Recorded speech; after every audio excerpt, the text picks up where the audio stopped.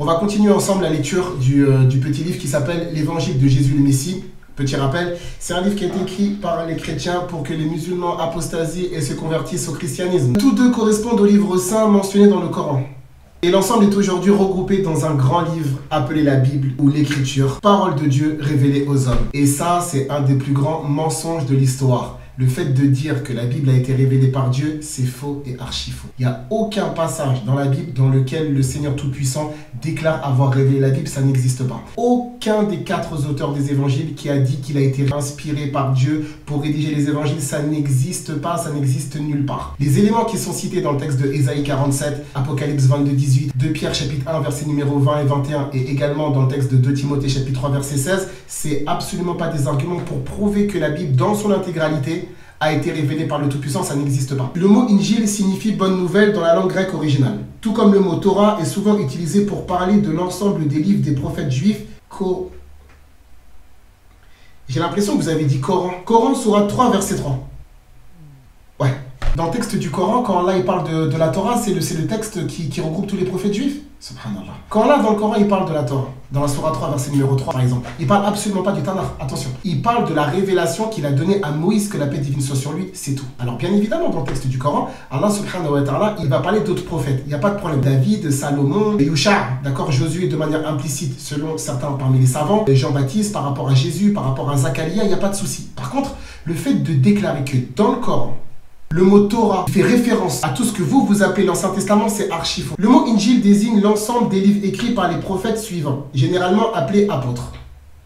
Ce sont les compagnons de Jésus le Messie qui ont mis par écrit les révélations de Dieu concernant le Messie. Allahu Akbar. Ceux qui ont écrit les évangiles, c'est les apôtres. En fait, le premier évangile est un document anonyme comme les 3 autres. De son auteur, le texte ne dit rien. Marc n'est pas apôtre.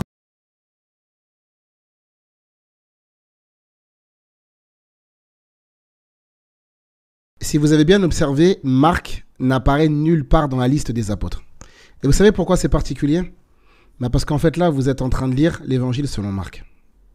Ça veut dire qu'on nous fait croire que Marc était apôtre, alors que ce même Marc, il ne s'est même pas mis dans la liste des 12 apôtres. Luc lui-même reconnaît, dans l'introduction de son évangile, puisque beaucoup ont entrepris de composer un récit des faits qui se sont accomplis parmi nous, tels que nous les ont transmis ceux qui, dès le commencement, ont été les témoins oculaires et sont devenus serviteurs de la parole. Donc Luc, en fait, il est clair, dès l'introduction de son texte, il affirme qu'il n'était ni apôtre, ni témoin oculaire, et encore moins qu'il était inspiré par Dieu. Vous savez très bien que ce n'est pas les véritables apôtres de Jésus qui ont écrit le texte. Mais comme vous voulez absolument récupérer les musulmans, vous n'avez aucune honte à mentir. Comment on peut faire pour attirer les musulmans?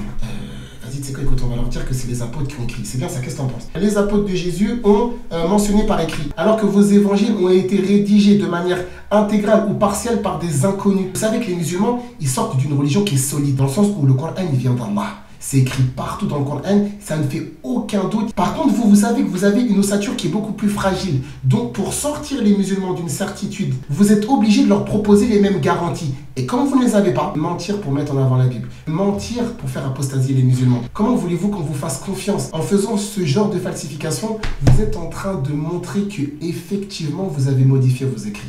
Ce que vous faites là, c'est une preuve que votre Bible a été modifiée. Parce que lorsqu'il faut prêcher votre religion, vous mentez. Alors oui, vous avez falsifié vos écrits et c'est ce que vous êtes en train de montrer aujourd'hui. Alhamdulillah, les musulmans vont être avertis, conscients et éclairés sur votre pratique. C'est que le début. Inch'Allah, parce qu'il y a encore beaucoup d'erreurs sur la première page de ce livre-là. J'ai bien dit sur la première page, il y a encore beaucoup d'erreurs et on va les démontrer avec la permission d'Allah, subhanahu wa ta'ala. Barakallahu fikum, wa salam alaikum.